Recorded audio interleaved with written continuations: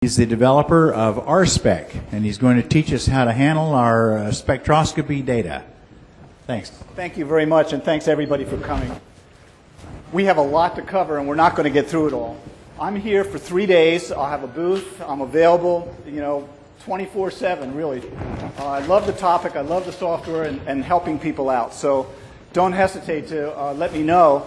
I'll try and get through as much as we can today, but as I said, we have a lot of material. Just a brief overview. I'm not going to read each bullet, but this is the material we're going to try and get through. And the clickers are probably an experiment that will fail, but why doesn't everybody click their clicker once for me? There we go. What I'm thinking, there's not going to be any quizzes or multiple choice tests like clickers are normally used for, but the challenge today is to not have this workshop devolve into a software demo. It's a challenge because some of you are going to get off path a little bit. A good friend of mine, Rick, is back there. He may zoom in. If you, and sort of help you if you get into trouble, just raise your hand. If I'm moving on and leaving you behind, click. We won't know who it's coming from. There's too many echoes in here. So, like I said, otherwise take it home to your kids or, looking at this crowd, probably grandkids. So I am a tool maker. I'm not a spectroscopy expert. I'm not an astrophysicist. I'm not much of an observer. I live in Seattle, for God's sake. That's why we write software up there. Everything I'm going to say today is in the videos that are on the site and come with the software. And I'm also going to put together a handout after this that I will email you that has some of the step-by-step procedures that we go through. Those of you who took the survey, and there's quite a few of you, just to spend a moment, you can see up there, almost half of you don't have any spectroscopy equipment yet. And more than that, some people have equipment but no software. What you hope to get out of the workshop, I really appreciate those of you who filled these in. It was interesting and helpful for me. I was reading these and they're interesting, and unfortunately we have this bimodal situation here where some of you have huge telescopes and lots of experience and surprisingly large number of S-big spectrometers for some reason. I don't understand why that would be. I don't know the market or history very well. This was great. I was all excited. People were thanking me. And then I read this one. So wherever you are, thank you. So let's jump into the software. If you would, start the software on your computer. If you get left behind, you can come by my booth. As I said later, we can play with the software over dinner or whatever. When your software comes up, you should come up, just ignore the trial version prompt that you get. And I wanted to show you one quick thing here. Under Help, this video library. It's also available online at the site. You don't even need to install the software. And this is a step-by-step walkthrough of how to use the program. Okay, I want to go back to the slides for just a second and just do some catch-up here. I want to talk just really briefly about spectrometers.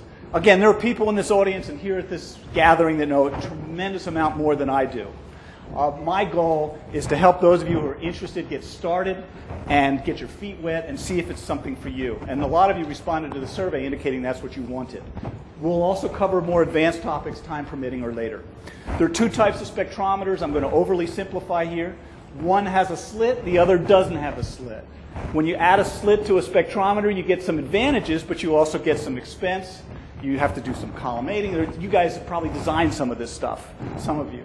The nice thing about the slitless spectrometer is just a simple grading, and it's $179 or wherever you can find it. So I heard a click over there. I'm going to ignore it. The more expensive devices on the left side of the screen there have slits. The top one you may have all heard of. It's from Shellyak in Europe, from Olivier. It's called the Alpi. It's new. It's about $800 to get started, but it's modularized, and you really need to double the price to get the guiding module for it. So you're up to $1,600 or so. So, and any camera you have, it's a bold statement, any camera you have will work. I'm sorry the slides aren't, oh, they are bigger over there. It's just a slide preview here. Wonderful. So you can see in the upper left a video camera, an imaging source camera. On the lower right, of particular interest perhaps to those of you who are teachers and want to equip your students with inexpensive spectroscopy gear, you can put right on the nose piece of the camera, you can put a little adapter right there and just screw on a grating, and you don't even need to track. You don't even need to just set the camera up, get the grating oriented right, and you can get Spectra, and I can show you examples of that. Recently, there's a 200 line per millimeter grating that's become available, so you can now mount in a filter wheel, which is something relatively new. So that's all we're going to look at right now. Let's go back to the software, and I'm going to start out here by just showing you a spectrum in color. We're going to work in mono for all the obvious reasons that we're all aware of, but I wanted to show you the color because a lot of what I do is these kinds of talks or outreach. 2 years ago, we set a system up, Rick and I did, in the parking lot at Big Bear and showed Vega live. It's more captivating if you have a color image like you don't have up there. Well, let's finish with the slideshow. I'll just finish with a little bit of the yapping, and then we'll get the software going. One of the big challenges with just a grating is how far you mount it from the sensor. And you can see, if we go back to this slide here, that the further away the grating is from the spectrum, the more dispersion occurs. And getting that distance right can be a challenge, especially for those of us who don't do it every day, like me. So okay, oh yeah, I can point with the mouse, thank you. So I just wanted to point out, up here is an online calculator where you put in your telescope data, aperture, focal length, other telescope data, seeing, and then down here it's going to show you the approximate distance to mount your grating. It's all approximate. This isn't like focusing where it has to be right on. You just want to stretch the spectrum just enough. The amazing thing for me, my background is I did some imaging, didn't get excited. Frankly, I know it's heretical. Photometry, just no interest. You know, it's dots on a page to me. I wanted to do science, though.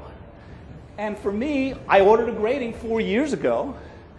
And the first night out, just screwing it into my webcam, basically, and a C8 in the backyard in Seattle, I got some Spectra. That, to me, was very exciting. And it's exciting for students. It's exciting when you do outreach.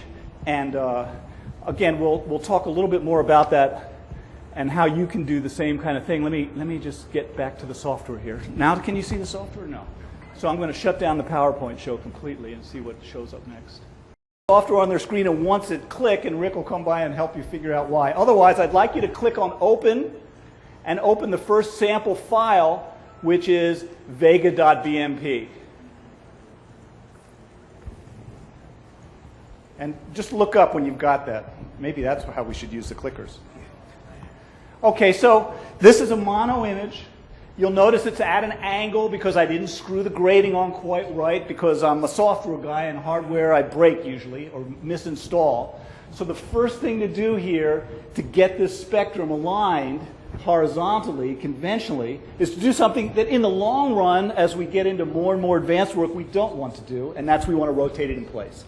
It can cause some artifacts, as Richard can probably describe, how pixels sort of data falls between pixels, but for what we're doing today, not a problem. So click on this rotate button, which I'm clicking on right here, and then just drag that rotate arm around till the star is on the left. You can fine tune it. It doesn't have to be exact. All of this is very forgiving. Now, we've loaded a bitmap here, but just in passing, that's just handy. It could be a fit file, raw image, could be even a video file if that's what you've made, TIFF, all sorts of different images. So once you get that rotated around, the next step, and the last step really, in terms of getting to see our data, is to grab between, or anywhere you want, just grab these lines, and you can see if you grab outside, you're dragging the top line or bottom line. If you drag in the middle with your mouse button down, you've now bracketed in that item. Let's also close, if you look up at the screen, or you know where it is, just close the rotate box. So what we've just now done is bracket in the area that we want to sample. Now we can do a little bit more fine tuning if we want, but for now, that's fine. What the software is doing is summing up each column and then plotting the intensity over here on the right. So this star image here is this peak, and over here this is obviously the spectrum. I don't know if you can see on the projector, but you can probably see on your screens a little absorption line. That's our hydrogen beta absorption line. So at this point, we're processing data. Now, this could even be real-time video, as I said. Could be color video. The other thing you can do, and we heard it this morning in Tim's talk about that watch folder, I think he said, there's a capability here with this checkbox, which you need not check now because it doesn't have any significance here, auto open new files. This isn't an image, it's not a camera control program, so you would be capturing images in whatever camera control you're using today, but once images show up in a folder of your choice, if you put a check in this checkbox, then it will automatically load those images. So it's pseudo real-time. You can use that for focusing or for exposure adjustment and so forth. So let's look over on the right just for a moment. Our x-axis is in pixels, and our camera is 800 pixels across or so. That's why the x-axis goes as high as it does to 800. By the way, one thing I wanted to mention, if you really get stuck today or at any time under Tools, please don't click it now, is a reset program to defaults that undoes everything you've done, and then you can pick up again and proceed. Sometimes that's helpful. Hopefully not that often. Let's see where we are. Okay, a couple other just real quick silly things. There's a splitter bar right here in the middle that you can click and drag. So once you're done with your image, you can get rid of the image more or less. Let's see. Oh, and since I was talking about that rotating the star analyzer or the grating, whatever the grating is that we have on our camera, and that grating can be mounted in a handful of places. It can be mounted just between your CCD sensor and your telescope, and that's the distance that that calculator will help you figure out. Uh-oh, yes? What if your rotator is not rotating? What if your rotator's not rotating? Yeah, try. I don't know. Rick will come over and see if he can get it to rotate. Yes? Yes, question. Thank you for the click. It'll take RAW if your Windows computer is set up for that RAW codec. It'll take TIFF, FIT, 32-bit FITS files. Yeah, it takes all that stuff. Good question. Thank you. Other questions? Great. Brian. Yeah, you have on the right-hand side there, you have a constant Okay, thank you. We'll get to that right now, in fact. Down here, looks like I'd already done some work on this machine and not reset it. Not practicing what I preach. But down here, the synthesized checkbox, if you put a check mark in that checkbox, you'll get this synthesized spectrum right here. I'm going to show you one thing which I wasn't sure I was going to need to do, but it's a good opportunity to show you. I'm going to click on this appearance button right here. And there's all sorts of cosmetic changes you can make to the screen. On these three tabs up here, I'm going to go to lines, and I'm just going to make the line width wider. I think that'll be more visible to you. It's not as clean, but I'm noticing at the angle I'm at to the screen, it's tough to see. The other thing I'm going to do while I'm here, and again, in case you didn't follow me in, I'll show you again, it's this appearance button right here that you would click, is I'm going to turn points on. Points visible, and actually, I don't recommend you guys go high with the line width, but I wanted to for a moment. So this is just showing you your points that that are sampled off the image. And the reason I want to show you that is I want to spend a moment just talking about navigating that graph on the right. How to zoom, how to pan, how to unzoom. It's about 60 seconds worth of commands, but you'll find they're very useful. The first one is click your mouse just anywhere in the middle of that peak, and then roll your roller wheel on your mouse in and out. And you can see you're zooming towards and away from the mouse. These aren't rocket science, obviously, but they're nice to know. The other thing you can do when you're zoomed in is you can click and you can pan. And the other thing that you can do is you can shift, box in an area, marquee an area, and zoom in. I think that is a little easier to see when you have the dots on, or the points on. Pardon me? Oh, that's the most important thing. How do you undo? Double-clicking undoes. Thank you. And you'll find that you'll need to undo a handful of times during our walkthrough today. Any other questions? Yes?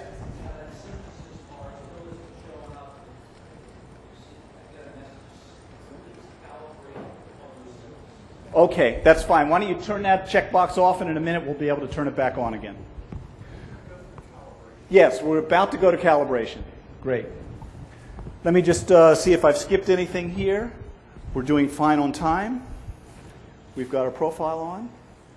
Okay, another just quick point, just to, again, I know this is review for quite a few of you, but these x-axis units here are just the summation of the pixel values column by column across the image here. These have no intrinsic meaning. They're just ADU. They're just intensity. Okay.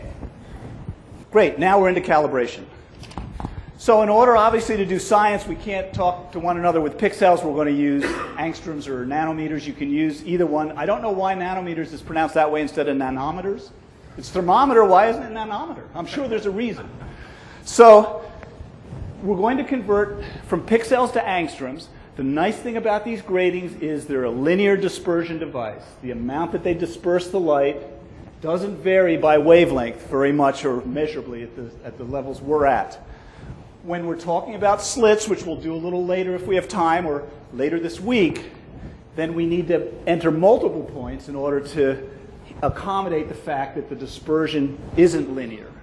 So calibration is very simple, and I'm going to show you a rough calibration. There's other ways to use centroid light barycenters and all sorts of other things. And the eagle-eyed amongst you, which means most of you, are going to go, well, this looks pretty crude. The software will accommodate a beginner like this, or if you want to go for the detail and you want to go for the decimal places, you can do that too. And if we have time, we'll get into that here. So I'd like you, if you would, to click on the calibrate button that is right here. And in fact, also I'd like you to click on appearance and turn off the points. Let's turn those points off now. That wasn't really that important. So let's get into calibrate.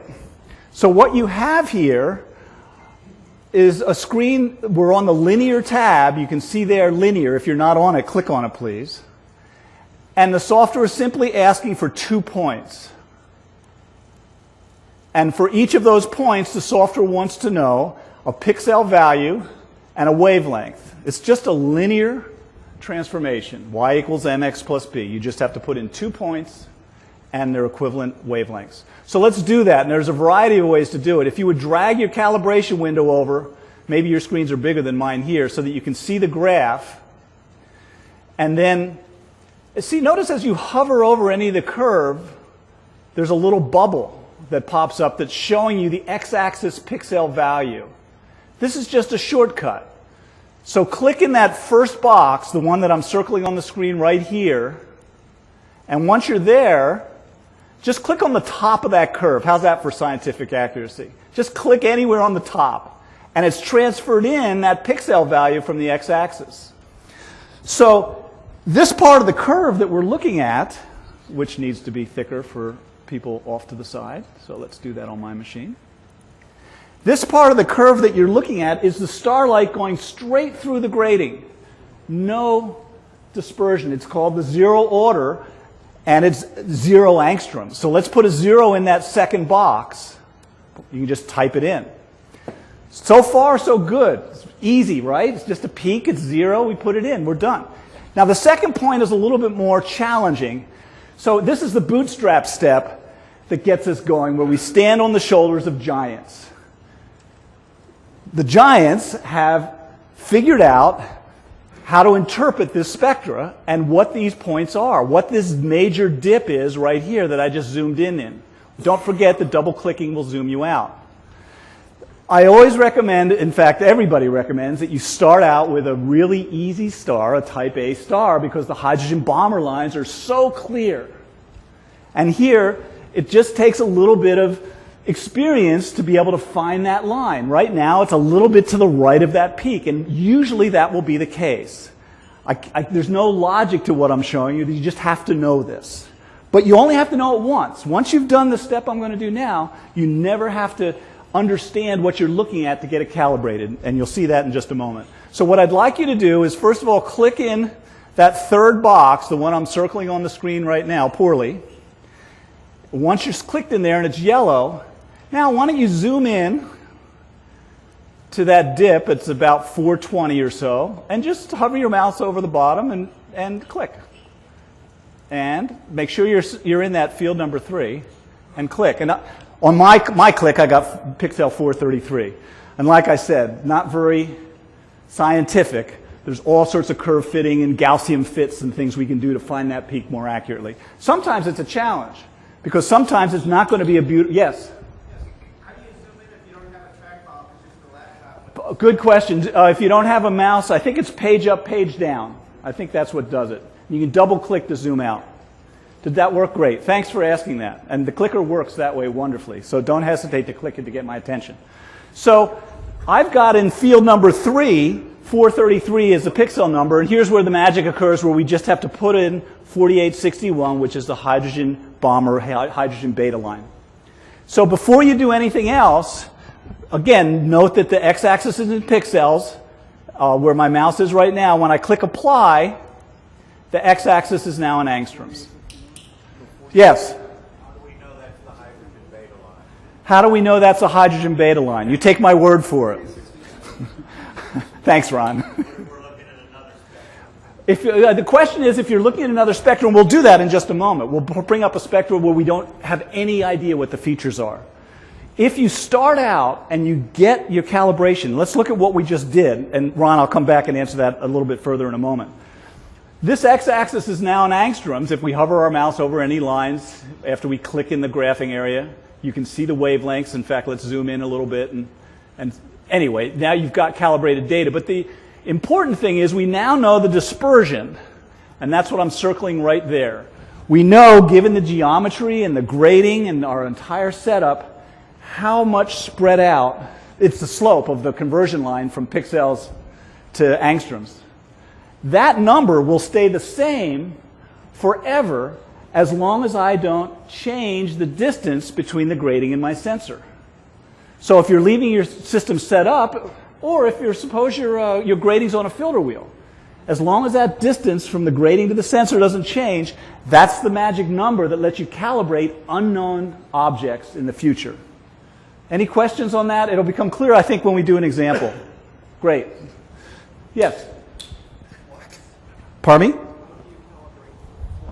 I'm sorry, pardon me? How do you calibrate for flux? The question is, how do we calibrate for flux calibration? And that's the next section. We'll definitely get to that in just a moment, in fact. In fact, this may be that moment. Let's see.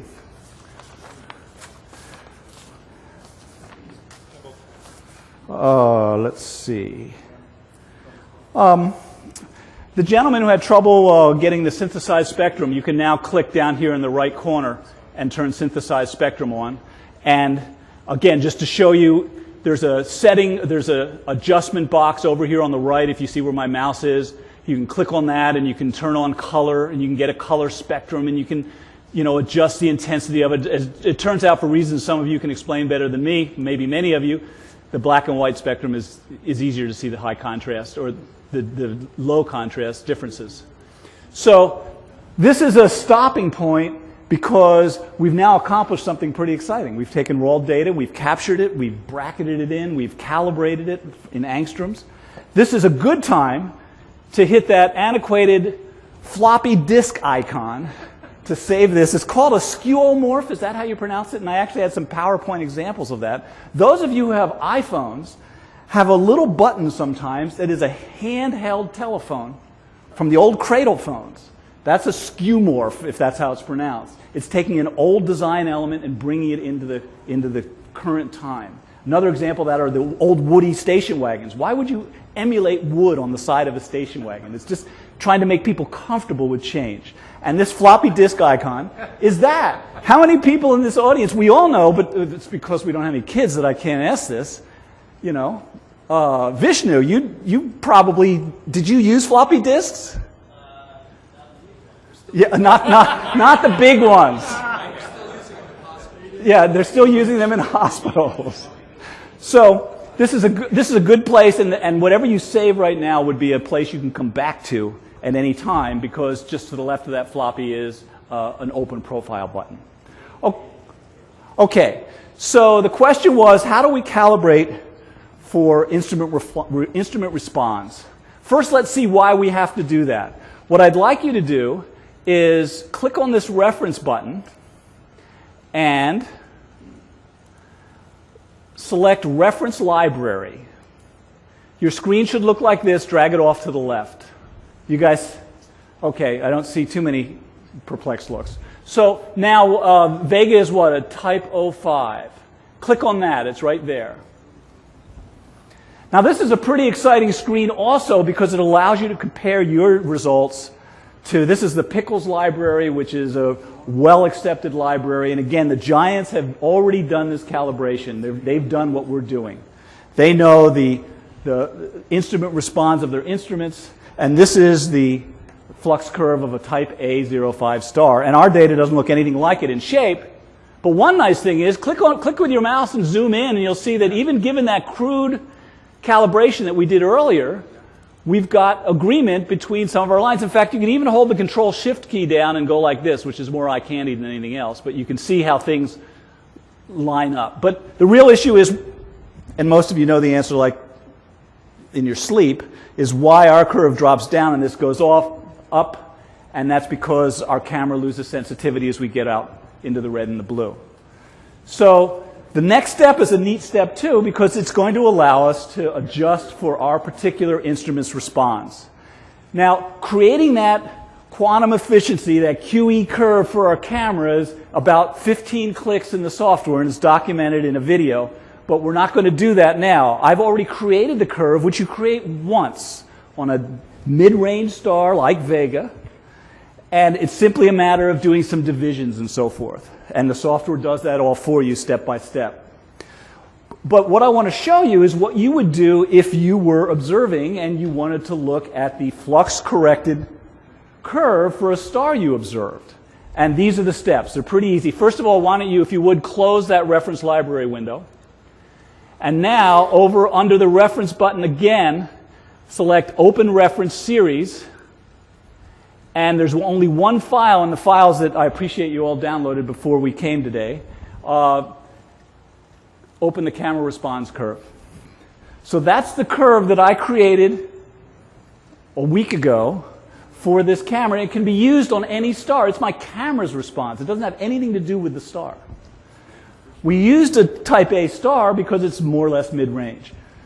So there's only one more step here to get our flux correction, and that is to do a division where we divide our data by that curve. And you'll notice just in passing there are two curves there on the right. Again, we're going to simply divide those, click on the reference button one more time, and the next to bottom option is Math on 2 series. And if you would, once that's popped up, drag it over to the left, and you'll see on the bottom you have some options, and the default options are what you want. Main profile divided by reference.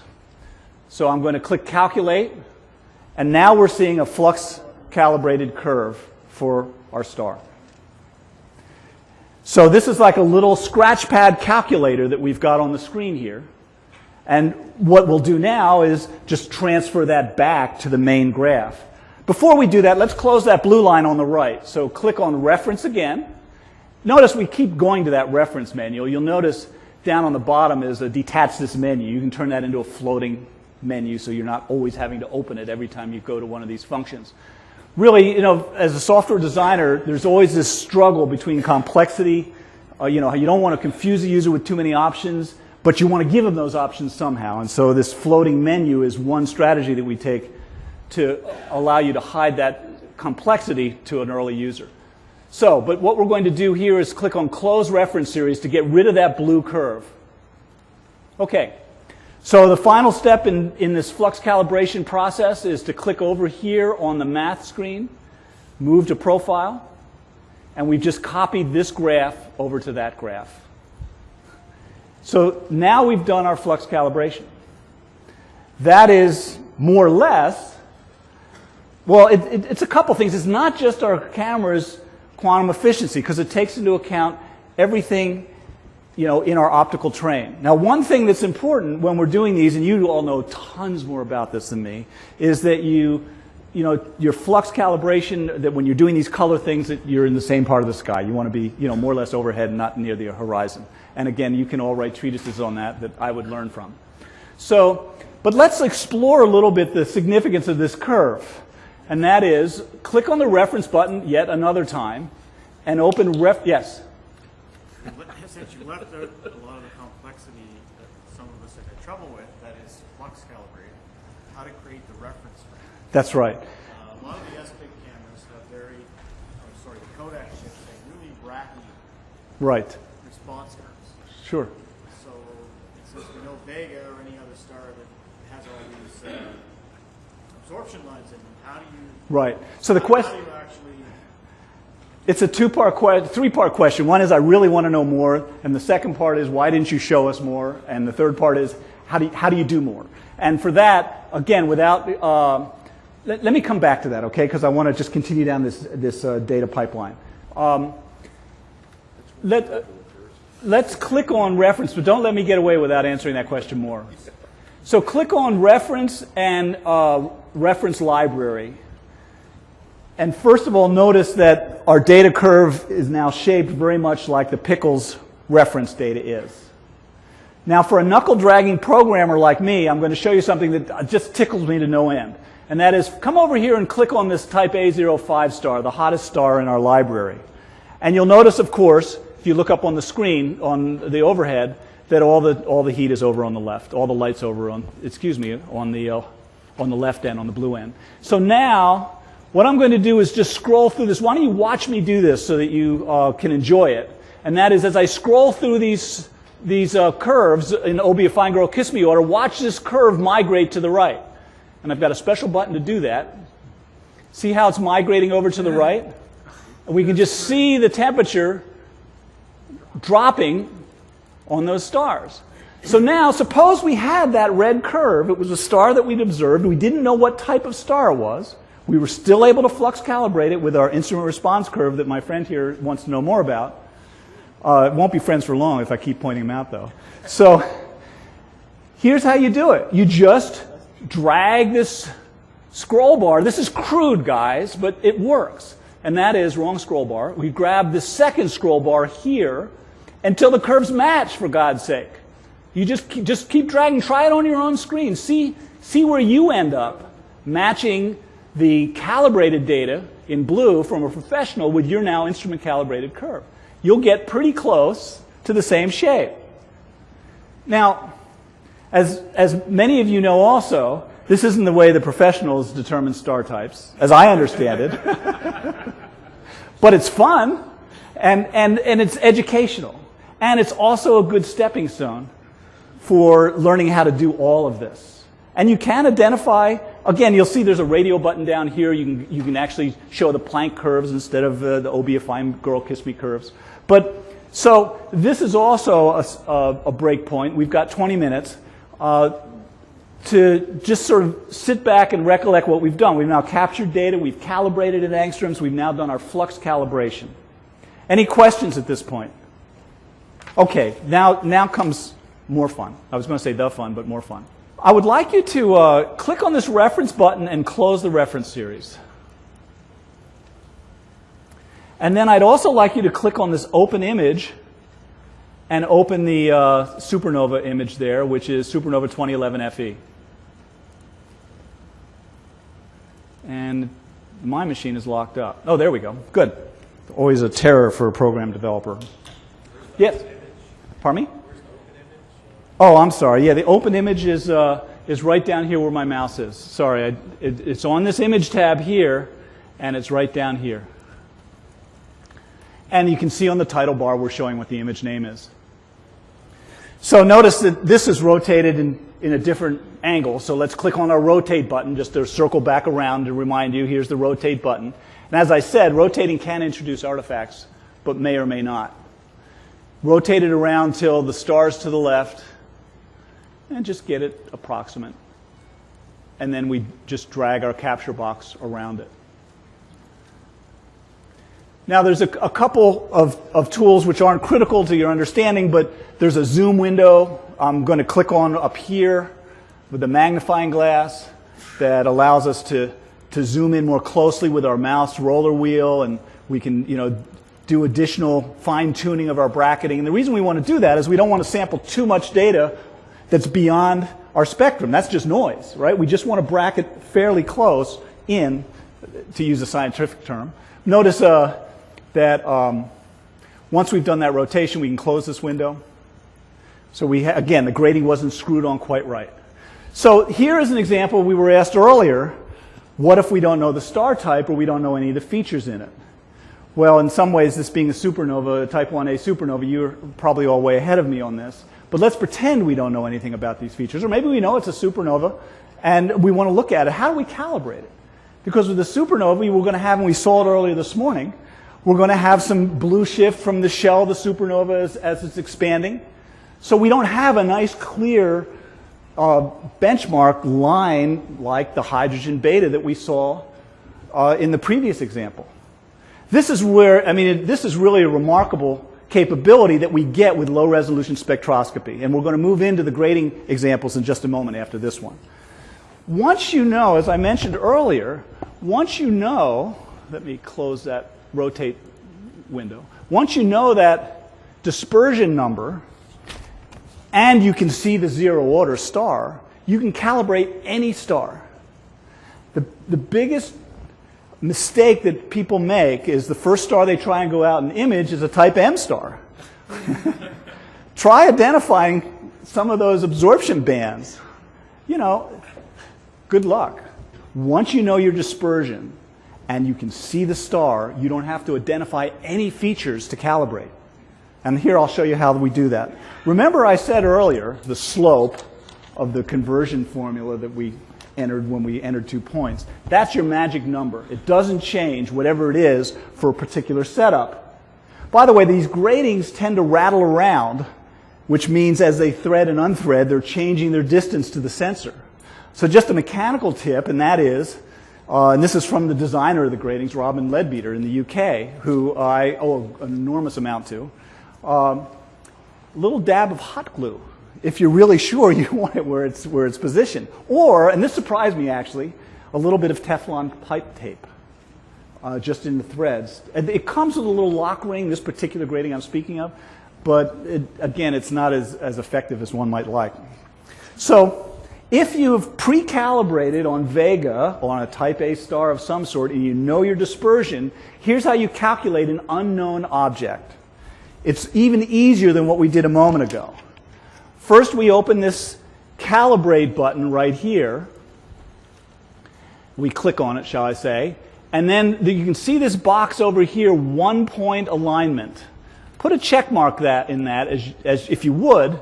And you'll notice that now you have, if you look up on the overhead, only 1 point to enter, plus that magic angstroms per pixel slope that I was mentioning earlier. And on this particular system, the angstroms per pixel value is 18.41. So if you would enter that by hand into this area, that's just a number you'll know for your particular system. Now, if you suppose you say, I tear down and set up my equipment all the time, although from the survey, it looks like many of you have telescopes that take weeks to tear down. But suppose again, you want to make sure that your calibration is correct. Take an image of a type A star when you start imaging. So you're sure that the dispersion value you're going to put in reflects the current state of your equipment. So let's put into this field that I've got circled here. Let me do it. You may already have had. I'm just yammering along. 18.41. Now the only other thing we have to do is enter the pixel for the star. Again, y equals mx plus b. The bottom number is m. The top number is b. Yes? You had your calibration at 12.3. Why Good. Yeah, it's not. Yeah, the question is, if it was 12.3 before, how come you're saying to put a different number in here? And this is called bad teaching. And I worried about this. I didn't have time to show what was just asked, and that would be let's do another star on the same equipment. This particular supernova was taken on a different piece of equipment, so the dispersion is different. I really appreciate you asking the question. But that number will be consistent for your equipment as long as it doesn't change. But in this case, the equipment changed. So all we have to do now, let me show you just a little bit more of what we can do. Just watch here first. I'm just going to get rid of that line width, just lower it down a little bit so we can see something. Let's just do a little bit of, I'm going to hit shift and bracket in that peak and then let go of my mouse. So there's the peak. It's a nice Gaussian peak. Again, if we're being a crude knuckle dragger like me, just click on the top and move on. If you want to do, and I'm just going to show you this, I'd rather you not go through it yourselves right now, and that is, suppose you really want to look at what the center, the Gaussian center, or in this case the Barry center. What? Well, yeah, you can do full width half maximum, but I don't think that's been shipped yet. But in this case, if you click on this ruler up here on the top, this whole region here shows up. And then I'm going to click on show measure lines. And now I can simply bracket in the area that I want to know the center point of. And down here it's saying the center of mass, the Barry center of that feature, is 148.2 pixels. So I can click, since I'm in that cell that I want to be entering that data into, I can just click on this. It says, well, what's the wavelength of that? Well, this is the star. This is the light going straight through. This is the 0 order. So I'll just put a 0 in and hit enter. And now I click apply. So we've now calibrated this knowing nothing about the features. It's pretty amazing. And the secret sauce is that we can see the star. That's the beauty of low resolution spectroscopy with a grading. You know, the star spectroscope gratings were 200 line per millimeter gratings.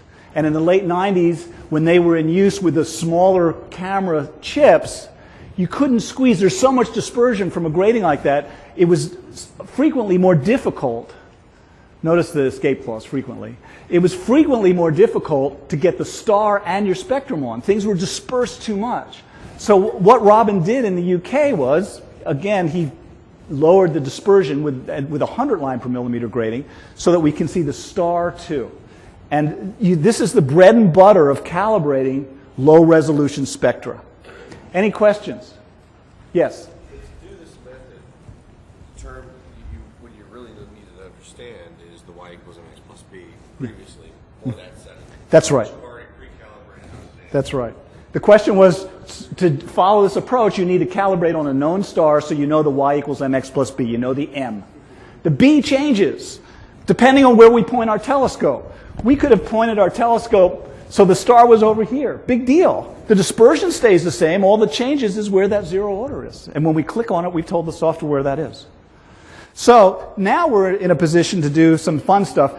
I have a paper in the proceedings, and I'm giving a talk at, yes? See, when you talk about yourself, people interrupt you, as they should. Yes? How did you use the Gaussian measurement? Good question. This is just, on a star image, you're mostly going to have a Gaussian, nice shaped curve. And the way you, yes, go ahead. Okay, how did you get to Okay, let's look at how we did that again, now that you saw me do it. Thank you. I did get a little off track there. So the first thing I did was I clicked on this measure icon so that this area, this whole panel is visible. Then I turned the measure lines on. And I wanted to show you one other thing. I'm glad we're coming back to this. I'm going to use shift and bracket in to zoom in. And then I drag those lines. Now, many of you may have said, well, what are you talking about, Tom? How do you know you drag those lines symmetrically around that peak? Clearly you didn't here, but how can you be sure you got them perfectly symmetrical? Well, if you hold the control key down, this is in a video, and you drag one line, the other line snaps to the same Y value so that you're symmetrically bracketing that feature. So whenever I drag those lines and let go, let's do that again. Whenever I let go of the line, whether I'm holding control down or not, this pixel value is going to be updated with the Barry center of that feature. And then this is where, again, that's the number that we would put into our calibration. Other questions? And you're holding the control key down? Yeah, and on your laptop that may get cumbersome. So what I'm doing to bracket this in, let me zoom in with control, left mouse. As I drag, first of all, without the control key, we're just moving one line. But if we hold the control key down, both lines move to the same intercept on the curve, the same y value, which again isn't exact, and there's lots of different ways to do this, and I did bring up the word Gaussian before. Theoretically, this is a Gaussian curve on this star. What becomes a huge challenge to us is trying to identify the center point of this, because we have this continuum along here that's going to, we have to decide, well, where does a continuum end? It looks pretty clear here. But so the same feature can be used here. Notice those little dotted lines which say, grab me if you want to grab those lines from off stage. Same thing for bracketing in these. But this gets a little more tricky and subjective. In the survey, there was actually somebody who was, several people, maybe more, who didn't fill it in, who were using IRAF. No doubt you have unbelievable tools to do this kind of thing. And the other survey question that was answered, now that I'm thinking of it, was somebody told me that they were doing spectroscopy, I think, at OSU in 1958, which is pretty impressive. Who was that? Even though they were anonymous surveys. There we go. Okay, nobody saw him raise his hand. Good. So, well, congratulations, and again, thank you all for filling in the survey. Okay, so we have about 8 minutes. Bob's coming up next after me. I've got a couple minutes here to answer questions. Let me look at my notes. Oh, I really did not get into the slit stuff here. At the risk of putting people to sleep, let me show you how we calibrate when we're using a slit spectrometer, which many of you have. Yes? Let me reveal my ignorance, but with using this low resolution method, what would be the faintest magnitude you think it would be? Good question. What the faintest magnitude you can get. On gratings, that's easy to answer. The rule of thumb, if you think about it, you're spreading all your light out, and it's just a calculation, how many pixels versus how many versus, when you spread it out, is you lose 5 magnitudes, 5 to 6 magnitudes when you spread your light out through a grating of this particular grating with this efficiency. It's a blazed grating, so most of the light is going to one side of the grating. And so it's just a matter of whatever your equipment is. You can do stacking. In fact, I'm scared to try it right now. This isn't in my computer, but there's actually real-time stacking in the software. It's labeled averaging in an effort to lure in the unsuspecting who wouldn't know what stacking means. But it will stack real time, 100 frames, and it's fascinating. I can't but show you. It's so cool to see. And we've got just a moment. We'll get into the slit stuff. So give me just a moment. Let me find. It's on the desktop. Help me out here, Bob. And then it's SAS 2014, and then Thursday, and then Tom Field, and then workshop files. Here is a video made on the same night. Give it a second for this machine to start. Same data. I tell you, for me, this is one of the most compelling sidewalk astronomy or even star party activities we can do. So I'm rotating it so it's horizontal. I'm going to double click to zoom out. I'm going to turn off those yellow measure lines because that's not what we're doing right now. Now you can see, sorry you guys, I'm going to point to this one. You can see our frame rate is 5 frames per second on a C8 first night out in Seattle, 3 miles from Pike Place Market. There's your data. You can see the seeing affecting our curve. That's a cool demonstration in itself to be able to see that. If we turn on stacking, notice how quickly it stabilizes. It's something we know and something we may have experimented with still images. How many do I have to stack in order to get the best signal to noise without wasting too much time or losing data? It's 10, 20, 30 frames is about all we need in this particular setting. Look how stable that is. The video is still playing. And we can, I think the video is still playing. Yeah, the video is still playing because I have it set on looping. So anyway, this, especially if you have it calibrated, I'm sort of surprised that we didn't get, let me turn on color here. Color. This makes for a nice demo on the sidewalk. It gets people's attention. And what surprises me is many of us enjoy talking with people about what they're seeing on the moon or whatever you're showing them. This is a topic, especially after the recent Cosmos, which did a great job on spectroscopy. It is accessible to a big part of our population. And it's really the next step from just saying, gee, isn't the moon pretty?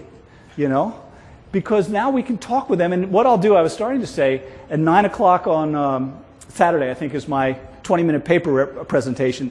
And all that's going to be is examples of stuff that you can do with equipment like this as well as slit devices. It's just example after example, as many as I can get in. And you'll get a sense for the kinds of things that can be done with this type of spectroscopy. Obviously, my focus is on low resolution. Because I was promising, I'm going to spend 2 minutes here just calibrating. I'm going to turn off rotation. Just follow along on the screen if you would. And I'm going to open here an image of Betelgeuse. There it is. You can see the absorption bands, except I've rotated. Oh, no, that's fine.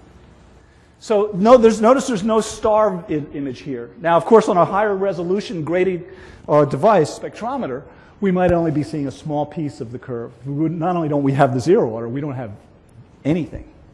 So to calibrate this, we also have a calibration lamp in our device. And in fact, I want to talk later. People can ask me a little bit more about the SBIG devices because I've been talking to some people using them. And Community College of San Mateo is using their SBIG with RSpec. But what I've done after I've bracketed in my data is I grab a neon calibration image, and then here we go. There's our neon lamp. You can see on the right, there's our neon lines. And I don't have time, and this computer doesn't let me load the PDF that would allow me to calibrate these neon lines. Maybe some of you know the wavelength of the lowest neon line. Let's say it's 5,000. Yeah, I don't want to try that. Anyway, what we would do, just to finish up, is, what a weak ending, is we would calibrate neon, and then we'd flip back to Betelgeuse. It's really pretty simple. We don't have any of this zero order stuff to deal with. You have your calibration lamp in your device. You know what some of these points are. Thank you, Jeff, for these files, if he's still here. And once we've calibrated this, we just flip a different image on. And again, one of the things, I'm told that the new Alpi device from Shellac is so stable that you don't have to do a lot of this calibration. Whereas other devices, like the SBIG, is so unstable just due to thermal changes and just mechanical movement that you really need to do a calibration image. This is what I was going to talk about later. You do a neon image every time you take a shot so that you're accurate. Yes? If your lines aren't perfectly perpendicular, do you have some way to rotate them? Wonderful question. If the lines aren't perfectly perpendicular, is there some way to rotate them? Well, we can rotate. You really, on a slit device, your slit is going to be vertical. That's pretty much required. But these also have a little bit of a curve to them, which I think is what Dale's asking about. And what we do, and I didn't describe what we were doing, but the first step that I did here when I had Betelgeuse up was I bracketed it in. So now I know which section of the neon lines I want to be using for calibration. I'm not going to move these yellow or these orange lines. I'm going to leave them just like that. Now when I flip to the neon, that's the part of the neon curve I'm going to calibrate on. That's where my data is. So we don't have to de-smile or de-curve those neon lines. Okay, I'm out of time except for a question or two. Questions? Listen, thank you all so much. It's a real honor to be here, and ask me questions anytime. Thanks again.